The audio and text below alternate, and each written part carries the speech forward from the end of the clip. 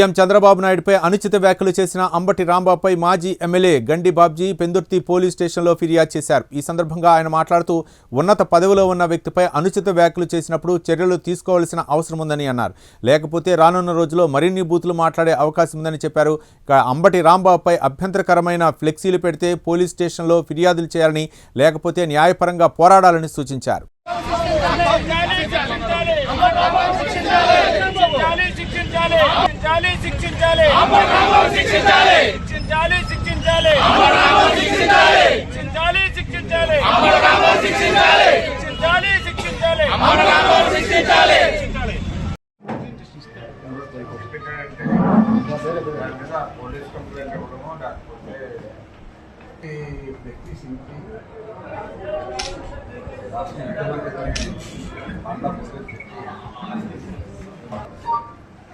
మళ్ళీ ఇక్కడ కంప్లైంట్ ఇవ్వాలి. కంప్లైంట్ ఇస్తాం. ఆ కంప్లైంట్ ప్రకారం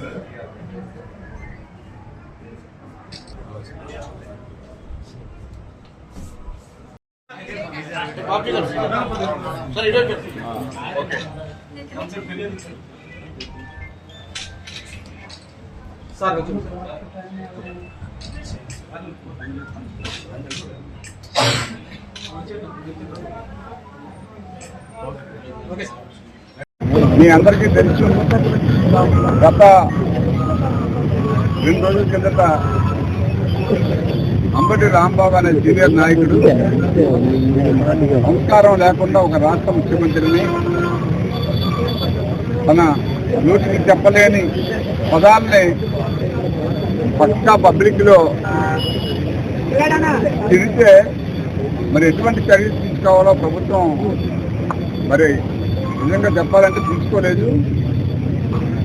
అయినప్పటికీ మేము ప్రభుత్వాన్ని కోరుతున్నాం, ఇటువంటి వాళ్ళు ప్రభుత్వం చర్యలు తీసుకోకపోతే రాను రాను ఎవరినైనా మాట్లాడే స్థాయికి వెళ్ళిపోతారు బండబూతులు. సో ఏదైనా అతని మీద వల్గారిటీ ఉంటే, ఎక్కడో ఫ్లెక్సీ పెట్టారని చెప్తున్నారు, ఆ ఫ్లెక్సీ పెట్టినప్పుడు ఆ ఫ్లెక్సీ మీద ఏమైనా అసభ్య పదజాలు ఉంటే అయితే కోర్టులో లీగల్గా ఫైన్ చేయాలి, లేదా పోలీస్ స్టేషన్లో కంప్లైంట్ ఇవ్వాలి. ఏం సంబంధం అండి? ఫ్లెక్సీ అంటించి దగ్గరికి వెళ్ళి ఓ పెద్ద ఏదో సిఐడి ఆఫీసర్ లాగా ఆ ఫ్లెక్సీని వెరిఫై చేసి చింపేద్దామా లేకపోతే ఉంచుదామా? ఈయన చెప్పడం మాటలు కూడా మీరు చూసే ఉంటారు. దాంట్లో మేము చూసాము, చెప్పడానికి కాదు మేము వెళ్ళింది. అక్కడ మేము ప్రజలకి ఇటువంటి ఫ్లెక్సీలు వేయకూడదని చెప్పడానికి వెళ్ళి చెప్పాము. మేమంటే అలా చెప్పొచ్చే? ఎవరో ఆఫీస్కి వెళ్ళి లేకపోతే ఎవరికైనా కార్యకర్తలు మనం చెప్పుకుంటున్నామా?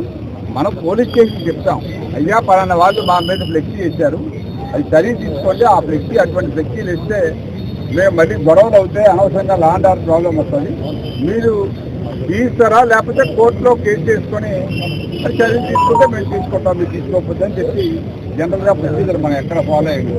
మరి ఈరోజు అత్యంత దారుణంగా వాళ్ళ 5 ఏళ్ల పరిపాలనలో ఇంకా పరిపాలనలోనే ఉన్నాం, పరిపాలన మా చేతిలోనే ఉందన్న ఫీలింగ్తో ఈవేళ పోలీస్ స్టేషన్ కనీసం అక్కడ ఉందని జ్ఞానం లేకుండా అతను ఫ్లెక్సీ జరిగింది చెప్పడానికి ప్రయత్నం చేశారంటే వాళ్ళ దౌర్జన్యానికి పరాకాష్ట ఇటువంటి చర్యలే అని చెప్పి మీ ద్వారా తెలియజేస్తా ఉన్నాం.